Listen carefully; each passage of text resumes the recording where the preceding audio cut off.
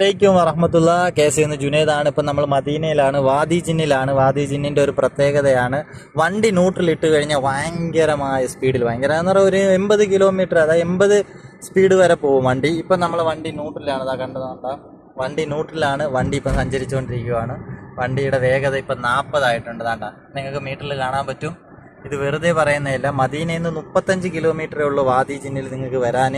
ഇവിടെ ഒരുപാട് ആൾക്കാർ വരുന്ന കാണാൻ പറ്റിയ സ്ഥലമാണ്, ടൂറിസ്റ്റ് കേന്ദ്രമാണ്. ഇവിടെ അസാധ്യമായ ഒരു സംഭവം തന്നെയാണ്. വണ്ടിയുടെ വേഗത ഇപ്പം 60 ആയിട്ടുണ്ട്.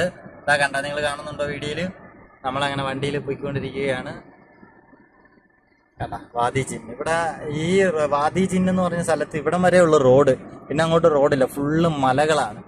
ഇപ്പം നമ്മൾ തിരിച്ചു പോയിക്കൊണ്ട് ഇപ്പം വേഗത 80 ആയിട്ടുണ്ട്. വണ്ടി ന്യൂട്രലാണ്.